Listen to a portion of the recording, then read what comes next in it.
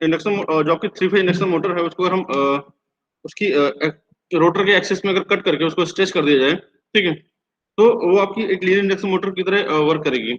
Linear induction Motors और electric induction Motors that produce motion in straight line, मतलब जैसे कि कोई अगर मोटर है आपकी, मैंने लास्ट टाइम में बताया था आप लोगों को कि आपका ये अगर स्टेटर है और अगर आपका ये अंदर रोटर है और ये इसके रोटरी कंडक्टर्स हैं और बाहर आपके ये इस तरह से स्टेटरी कंडक्टर्स हैं, ठीक है। इसको अगर इस तरह से कट करके अगर इसको स्ट्रेच कर दिया जाए तो ये कुछ इस तरह से हो जाएंगे आपके, ये आपके रोटरी कंडक्टर्स हो जाएंगे।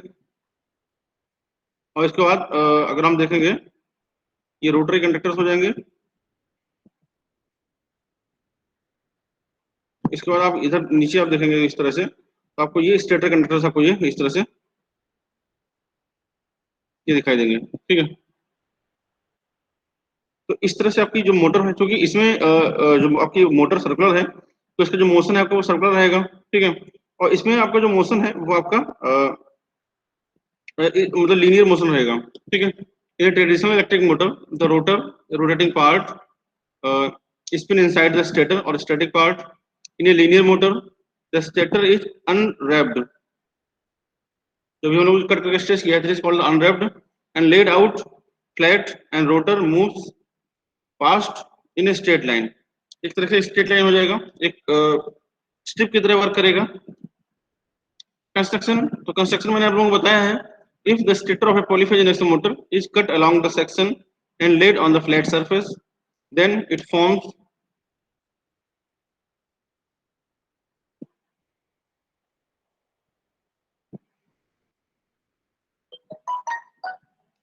then it forms the primary of linear induction motor housing the field system and consequently the rotor forms the secondary, क्योंकि जब हम इसको कट करके सर स्ट्रेच करेंगे तो स्ट्रेच करने सर का, हाँ बताओ। हर्षित आ रहा है सर, काफी देर से सर उसका ज्वाइन नहीं हो पा रहा, तो उसे ज्वाइन कर कहाँ लीजिए। कहाँ आ रहा है इसमें दिख रहा है तुमको? सर आ रहा है sir.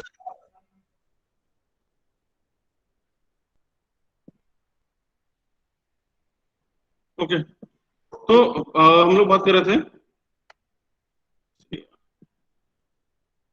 if the stator of a polyphase induction motor is cut along the section and laid on the flat surface then it forms the primary of linear induction motor। जो स्टेटर है, क्योंकि हम stator में ही supply देते हैं, three phase supply, और उसको जब फ्लैट स्ट्रेच करेंगे तो that will form the primary of linear induction motor and the rotor will form the secondary consisting of flat aluminum conductors with ferromagnetic core और effective flux linkage। या तो ferromagnetic material का rotor रहेगा या फिर rotor अगर cage rotor है तो वो आपके कंडक्टर्स की तरह आपको वो स्ट्रेच हो जाएगा कुछ इस तरह से। जैसे अगर हम देखेंगे तो आपको जो ये जो ब्लू कलर के आपको दिख रहे हैं, ठीक है, ये स्टेटरी कंडक्टर्स हैं, ये आपको दिख रहे हैं, ये आपके स्टेटरी कंडक्टर्स हैं, ठीक है। और ये जो रेड कलर के आपको दिखाई दे रहे हैं ये आपके रोटरी कंडक्टर्स हैं, ठीक है। जब इसको आप कट करके स्ट्रेच करेंगे, जैसे ये लाइन बना हुआ है, इस लाइन पे आप इस तरह से कट करेंगे, कट करके अगर इसको स्ट्रेच करेंगे तो आपको कुछ इस तरह से दिखाई देगा, ठीक है।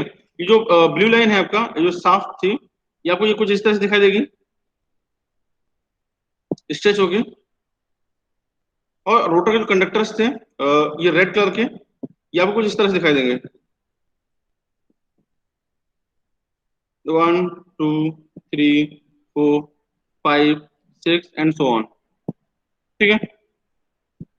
और इसके बाद जो आपके स्टेटरी कंडक्टर्स हैं ब्लू कलर के, ये आपको इस तरह दिखाई देंगे 1 2 3 4 5 6 7 एंड 8। इस तरह से कंडक्टर आपको दिखाई देंगे। जैसे आप इसमें इलेक्ट्रिकल सप्लाई देंगे, ठीक है, आप इसमें थ्री फेज सप्लाई दे रहे थे, इसमें रोटेटिंग मैग्नेटिक फील्ड जनरेट हो रहा था, इसमें रोटेटिंग मैग्नेटिक फील्ड जनरेट हो रहा था जो आपके रोटरी कंडक्टर को कट कर रहा था, जिसकी वजह से उसमें ईएफ इंड्यूस हो रहा था। और चूंकि कंडक्टर जो होते हैं वो शॉर्ट सर्किटेड रहते हैं, इससे उसमें करंट फ्लो करती है और करंट हमेशा ही उस कॉज को अपोज करती है जिससे वो प्रोड्यूस होती है।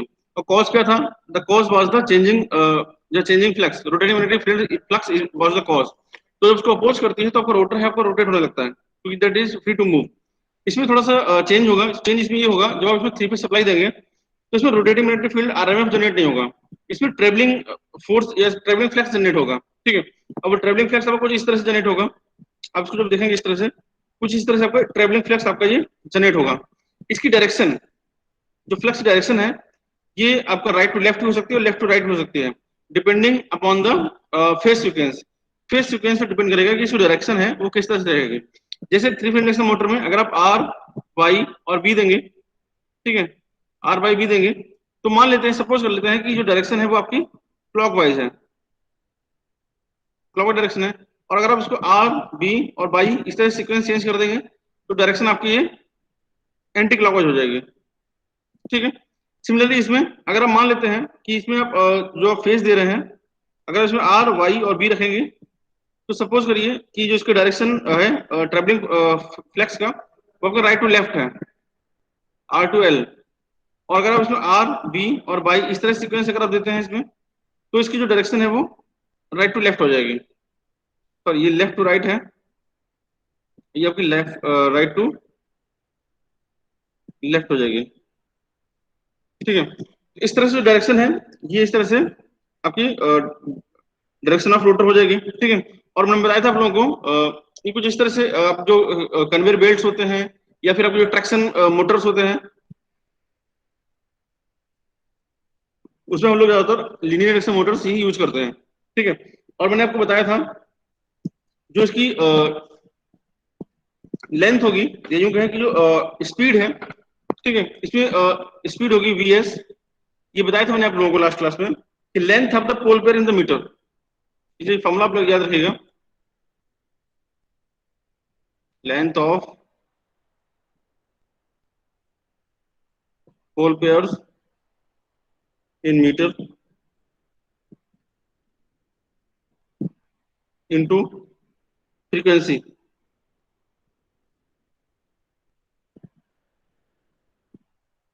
इन हर्ट्ज, ठीक है, फ्रीक्वेंसी इन हर्ट्ज। या इसको थोड़ा सा इसे लिख सकते हैं, V S is equal to pole pair की लेंथ, पोल पेयर है 2 इंटू पोल पिच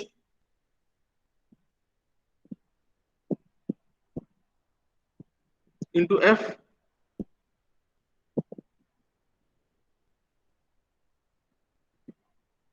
ये आपका हो जाएगा ये एफ इंटू लेमडा, ये अपनी मीटर पर सेकंड में आएगा, ठीक है। तो ये सिंक्रोनस जो स्पीड है वो होगी, ठीक है।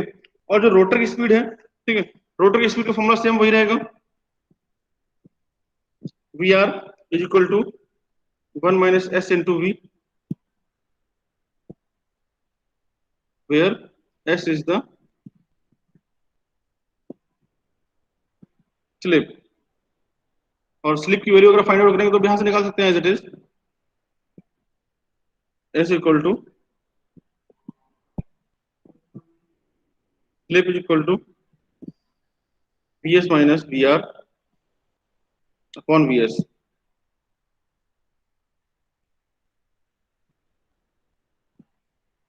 ये स्लिप का फॉर्मूला होगा, ठीक है। तो इस तरह से जो आपकी लीनियर इंडक्शन मोटर है, इसका सिंक्रोनस स्पीड और रोटर की स्पीड आप इस तरह से फाइंड आउट कर सकते हैं, ठीक है। आपको पोल पिच गिवन होगी, और पोल पिच पे इसकी जो स्पीड है वो डिपेंड करती है। इसमें न्यूमेरिकल्स तो नहीं आएंगे आपके एग्जाम में, ठीक है, लेकिन इस पे ऑब्जेक्टिव क्वेश्चंस बन सकते हैं, जैसे कि सिंक्रोनस स्पीड जो आपकी स्पीड ऑफ रोटर है या speed of linear induction motor है, किस पे डिपेंड करती है, तो उसमें आपको गिवन होगा फ्रीक्वेंसी, आपको पोल पिच गिवन होगा, और आपका इसमें कई सारी और चीजें गिवन होंगी, करंट गिवन होगा, रोटर करंट, रोटर डायरेक्शन, इस तरह से गिवन होगा। तो आपको बताना होगा कि किस पे डिपेंड करता है, किस पे डिपेंड नहीं करता है, तो आपको पता होगा तभी आप उस क्वेश्चन का आंसर ठीक से दे पाएंगे, ठीक है। और मैंने आपको बताया था कि जो आपकी थ्री फेज इंडक्शन मोटर होती है, थ्री फेज इंडक्शन मोटर वो आपकी दो तरह की होगी। एक तो आपकी सिंगल साइडेड इंडक्शन मोटर हो सकती है, लीनियर इंडक्शन मोटर हो सकती है, जिसमें आपके ये स्टेटर कंडक्टर्स हो सकते हैं, this is the stationary primary,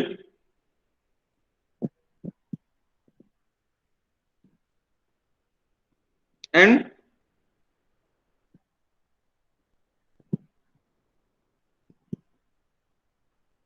this is the secondary.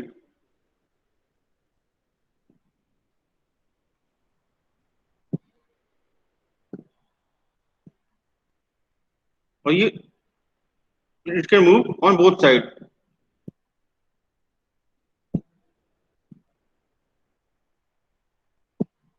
Movable secondary, ठीक है, इस तरह से हो सकता है। या फिर जो सेकेंडरी है, ठीक है, वो आपकी स्टेशनरी हो सकती है, और जो प्राइमरी है वो आपकी मूवेबल हो सकती है। ठीक है,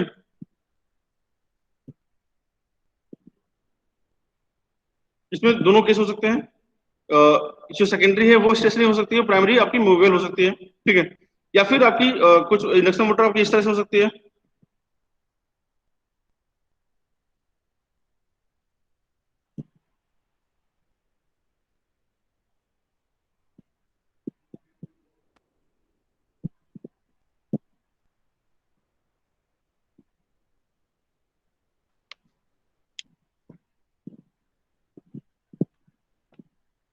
और आपकी ये कुछ इस तरह से,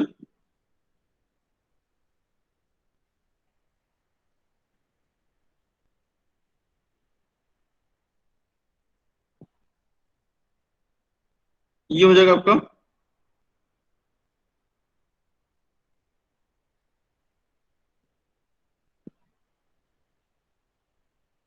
स्टेशनरी प्राइमरी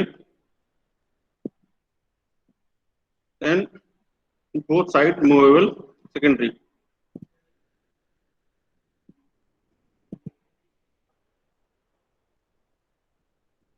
दो तरीके हो सकती है। आपकी इंडक्शन मोटर है, this is the single sided.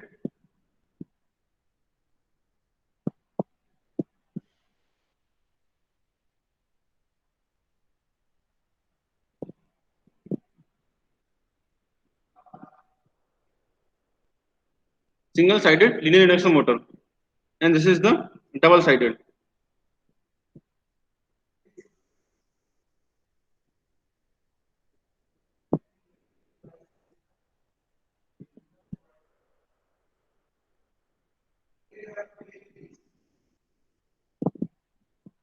Double sided linear induction motor, DLIM, and it is also called the SLIM.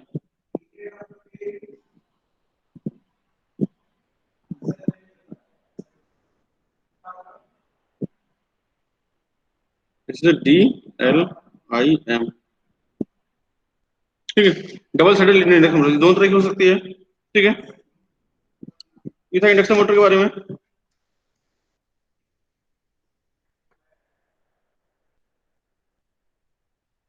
Linear force का फॉर्मूला मैंने बताया था आप लोगों को, इसी कर लेते हैं।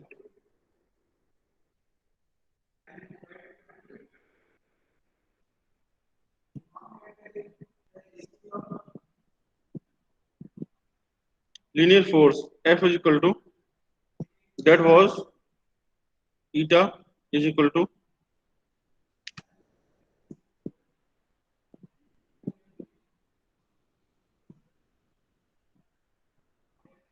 eta is equal to into 1.11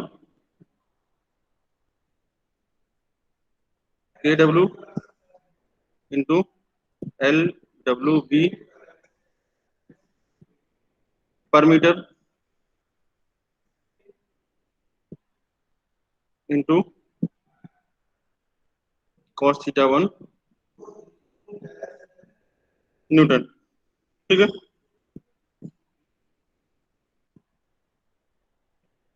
तो यहाँ पे ईटा इफिशियंसी है, ईटा इज इफिशियंसी, के W binding factor, L length, W width, और बी आपका फ्लक्स डेंसिटी, और थीटा 1 आपका ये एंगल ऑफ,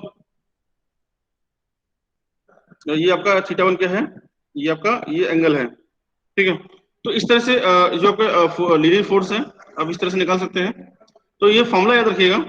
ठीक है, क्योंकि एग्जाम में ऑब्जेक्टिव क्वेश्चंस में आपके न्यूमेरिकल तो नहीं आएंगे अब इस बार ज्यादा, अगर आएगा भी तो छोटा सिंपल सिंगल फॉर्मूला बेस्ड आएगा, और न्यूमेरिकल्स आपके ज्यादातर स्टेपर मोटर से आ सकते हैं कि स्टेप एंगल निकालने के लिए। ठीक है, या फिर वेरिएबल फ्रीक्वेंसी जो ड्राइव है उसमें फ्रीक्वेंसी में नंबर ऑफ पोल्स जो मैंने कराया था आपको छोटा सा क्वेश्चन, उस तरह क्वेश्चन आपके एग्जाम में आ सकते हैं। ठीक है, तो ये था आपका लीनियर इंडक्शन मोटर के बारे में। नेक्स्ट हम लोग बात करते हैं working.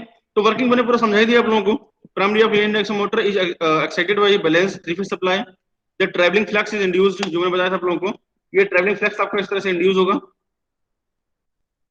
Travelling flux is induced in primary instead of rotating three phase flux. Electric current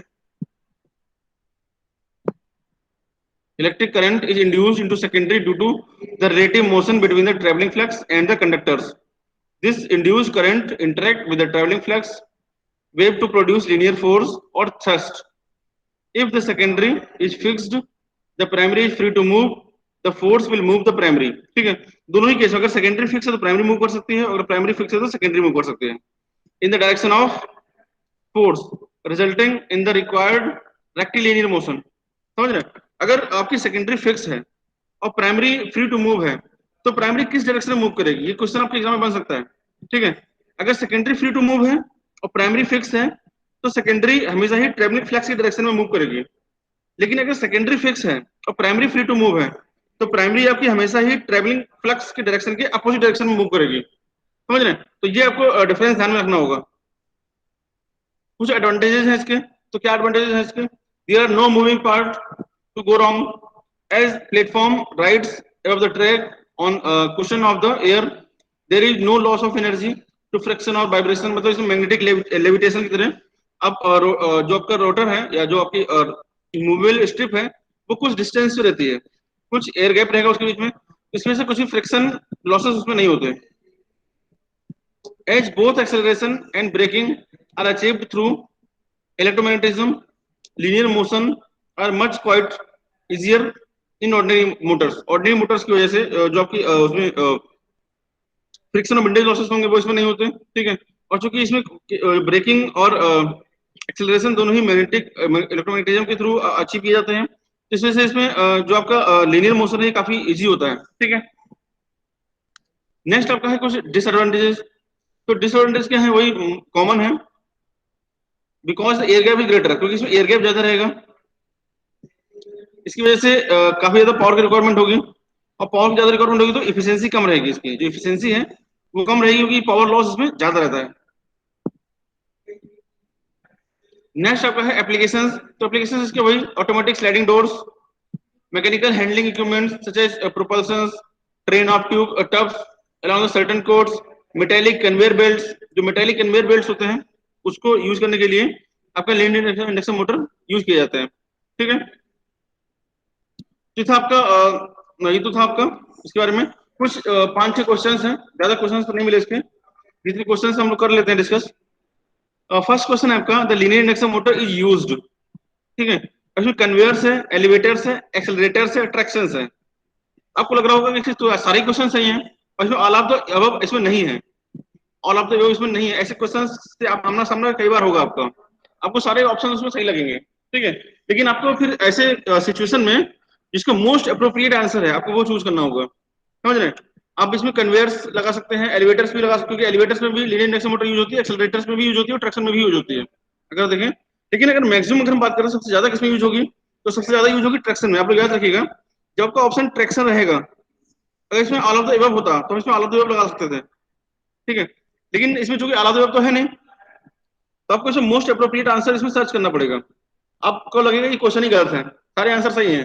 ठीक है, लेकिन ऐसा नहीं है, इस तरह के क्वेश्चंस आपके एग्जाम में आएंगे। ये तो अभी तो आप एक क्वेश्चंस दे रहे हैं, हो सकता है इसमें कुछ चेंजेस भी कर दिए जाए, लेकिन जब आप कॉम्पिटिशन एग्जाम में जाएंगे तो आपको इस तरह के क्वेश्चंस को आपको काफी सारे देखने को मिलेंगे, क्योंकि जानबूझ के ऐसे क्वेश्चंस डाले जाते हैं, थोड़े कंफ्यूजिंग रहते हैं, जिसमें आपको सोचना पड़ेगा कि इसमें कौन सा आंसर ज्यादा अप्रोप्रिएट है।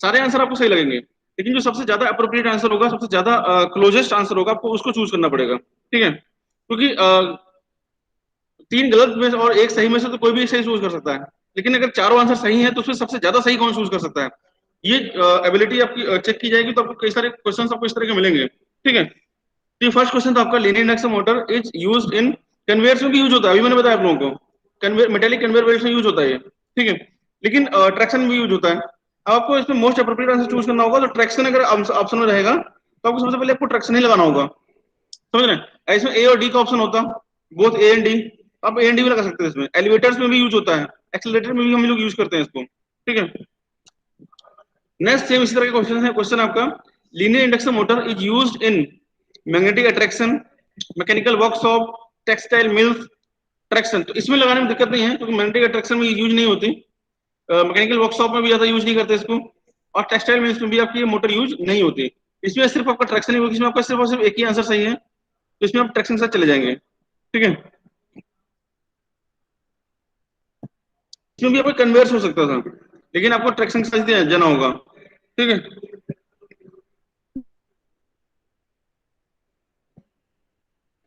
नेक्स्ट क्वेश्चन आपका है the synchronous speed of a linear induction motor does not depend upon. Question को ध्यान से पढ़ना पड़ेगा आपको। डज नॉट डिपेंड अपॉन, ये कई बार ऐसा होता है कि नेगेटिव क्वेश्चन होता है और आंसर आपसे पॉजिटिव मांग रहा होता है, समझ रहे। The synchronous speed of a linear induction motor does not depend on bits of the pole pitch, number of poles, supply frequency, any of the above. तो नंबर ऑफ पोल्स पे depend, अभी मैंने फॉर्मूला लिखाया था आप लोगों को, अभी मैंने थोड़ी देर पहले आपको सिंक्रोनस स्पीड का फॉर्मूला लिखाया था मैंने आप लोगों को, वी एस इक्वल टू कितना था आपका, एफ इंटू लेमडा। लेमडा यहाँ पे पोल पिच ही है, ठीक है। लेमडा यहाँ पे जो है आपकी ये length of the pole pair है, ठीक है। पोल पिच की बिड्थ नहीं है, समझ रहे। तो ये पोल पिच की बिड्थ पे डिपेंड नहीं करेगा, नंबर ऑफ पोल्स पे डिपेंड करता है, सप्लाई फ्रीक्वेंसी पे डिपेंड करता है। एनी ऑफ द वेव तो नहीं होगा इसका आंसर, क्योंकि इसमें width of the pole pitch, ये आंसर, क्योंकि एनी ऑफ द वेव तो आंसर तब होता ना जब ये नंबर ऑफ पोल्स पे तो डिपेंड करता ही है, सप्लाई फ्रीक्वेंसी पे भी डिपेंड करता है, समझ रहे। तो एनी ऑफ द वेव कैसे हो सकता है, किस पे डिपेंड नहीं करता, नेगेटिव आंसर है, नेगेटिव क्वेश्चन है, पॉजिटिव आंसर पूछ रहा है। तो width of the pole pitch पे ये डिपेंड नहीं करेगा। Synchronous speed of a linear induction motor does not depends on the width of the pole pitch. Pole pitch की जो बिड्थ है उस पर डिपेंड नहीं करता। हाँ, पोल पेयर्स के बीच की जो डिस्टेंस है उस पर डिपेंड करेगा। पोल की बिड्थ, जो पोल है आपका उसकी जो पोल की जो पिच है उसकी बिड्थ पे डिपेंड नहीं करेगा, समझ रहे। पोल के बीच, दो पोल के बीच की डिस्टेंस उस पर डिपेंड करेगा, समझ रहे। तो ये आप लोग ध्यान रखिएगा, दोनों में डिफरेंस आप लोग ध्यान रखिएगा। नेक्स्ट क्वेश्चन आपका है the thrust developed by a linear induction motor depends on. Thrust मतलब वही फोर्स जो मैंने बताया आप लोगों को, किस पे डिपेंड करता है। तो सिंक्रोनस स्पीड पे डिपेंड करेगा, बिल्कुल करेगा। रोटर इनपुट, रोटर इनपुट पे डिपेंड करेगा। नंबर ऑफ पोल्स पे डिपेंड, नंबर ऑफ पोल्स पे सिंक्रोनस स्पीड डिपेंड करेगी, नंबर ऑफ पोल्स पे सिंक्रोनस स्पीड तो डिपेंड करेगी, लेकिन थ्रस्ट डिपेंड नहीं करता, ठीक है। तो इसका आंसर आएगा आपका both A and B, answer होगा बोथ ए एंड बी। ये आंसर कैसे होगा, सिंक्रोनस स्पीड और रोटर इनपुट इन दोनों पे ही डिपेंड करेगा आपका थ्रस्ट।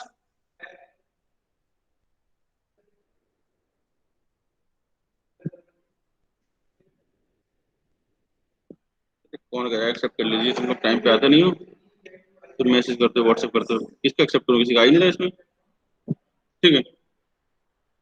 तो ये था आपका थ्रस्ट यानी कि फोर्स। नेक्स्ट क्वेश्चन आपका which of the following is correct. दो आपके इसमें सेंटेंसेस स्टेटमेंट गिवन है, first and second. Rotor resistance is dependent on the speed, core loss does not depend on the supply frequency end voltage.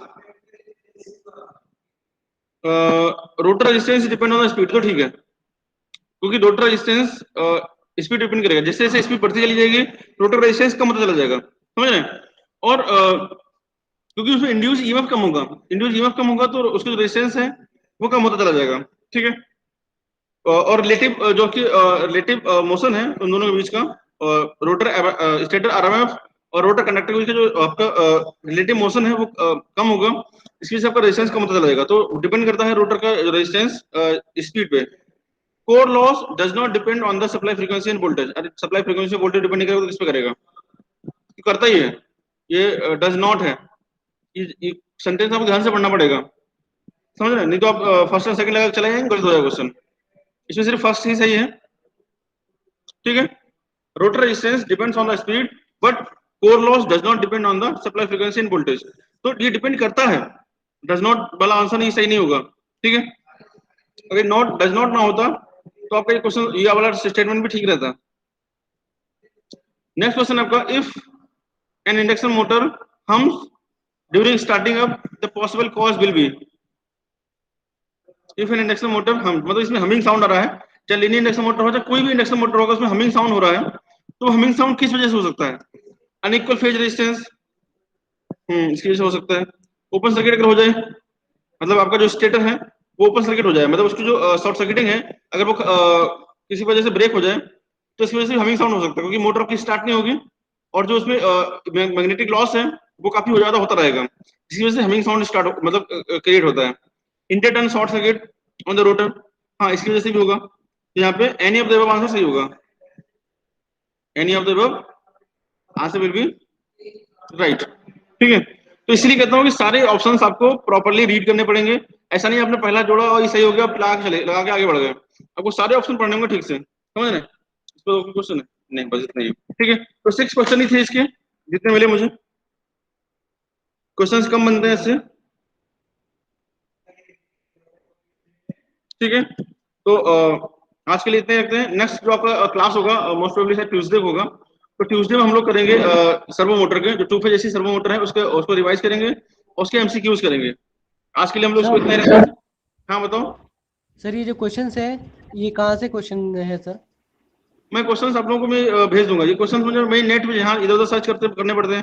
कुछ question मैं बनाता हूँ, मतलब कुछ टाइप कर लेते हैं, कुछ क्वेश्चंस जो मिलते हैं। ठीक है, क्योंकि ये किसी एक जगह तो नहीं मिलेंगे क्वेश्चंस आपको अगर सर्च करने, क्योंकि ये क्वेश्चंस आपको एक जगह नहीं मिलेंगे। ये अलग अलग जगह से देखो आप इनकी इनको आपको लग रहा होगा फोन पे अलग अलग है, क्योंकि ये अलग अलग जगह से कॉपी किए गए हैं। ठीक है, कलर भी अलग अलग है। तो ये क्वेश्चंस अलग अलग जगह से मिलेंगे, तो मैं आपको भेज दूंगा। ये जब ये यूनिट खत्म होगा मैं आपको भेज दूंगा, ये जो भी रिवाइज टॉपिक्स हैं और उन पे एमसीक्यूज, क्योंकि टॉपिक वाइज एमसीक्यूज आपको ज्यादा फायदा करेंगे। आपको अगर मैं 100 क्वेश्चन एक साथ दे दूं तो आपको समझ नहीं है कौन सा क्वेश्चन किस यूनिट का है। अगर यूनिट वाइज या टॉपिक वाइज क्वेश्चन रहेंगे तो उनको रिवाइज करने में और उसको समझने में आसानी रहेगी आप लोगों को। ठीक है,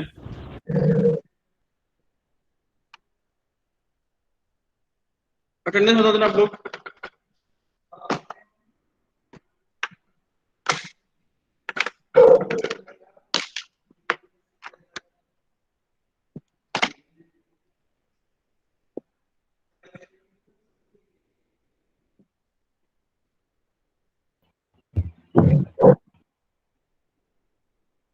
role number 1 Adarsh Kushwaha, Yes, sir.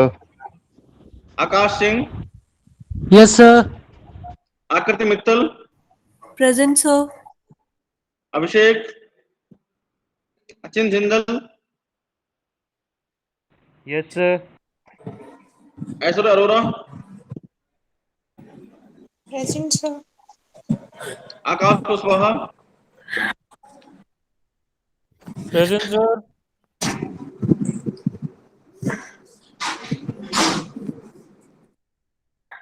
Present sir. Akhil Bhatia आया क्या? Sir roll number 7। हाँ कुशवाहा लगा है आपका। अंकित चौरसिया, उपस्थित सर।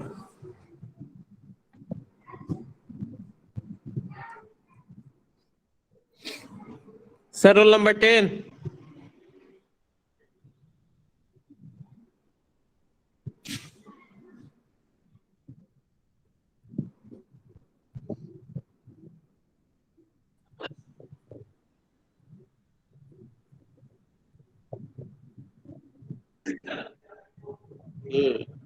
आशीर्वाद पांडे,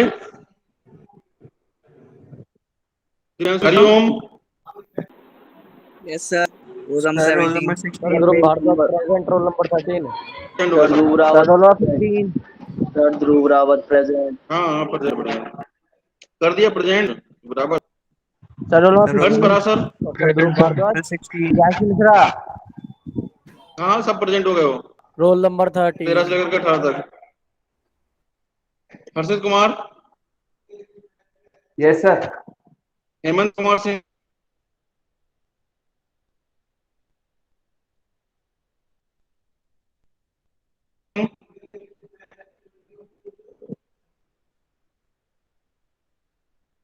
कैलाश पाल,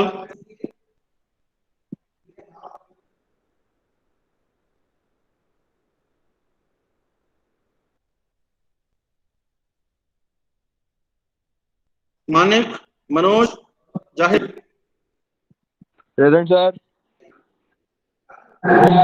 पवन गुप्ता, तो पवन कश्यप यस सर। Sir. पवन कश्यप,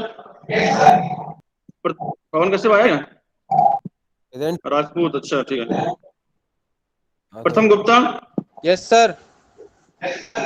वो कम आते हैं।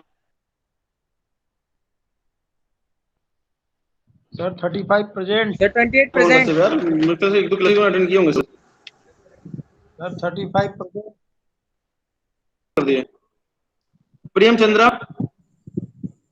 सर 28 लगा दिया आपने? 28 पर समान लगा दिया। पुष्पेंद्र यादव, 35 रिया सिंह, लगा दिए सर। Rudransh, Present, sir. हाँ रिया सिंह बेटा लगा दिया। Sachin Kumar Yadav, Shivam Rajput, 35 present sir. Shivam Mishra,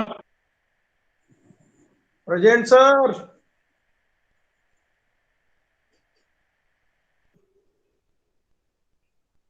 sir Shreya Chan, Present, sir.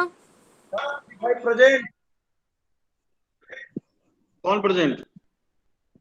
35 36.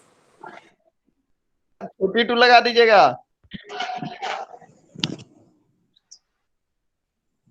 Sir 35 लगाए कि नहीं? Siddharth Kumar Singh, Suraj Prakash, sir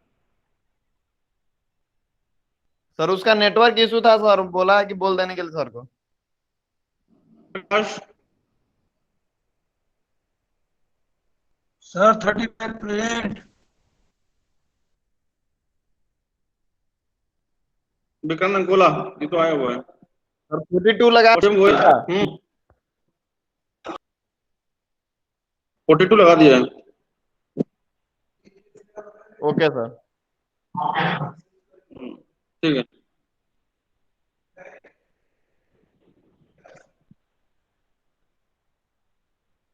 sir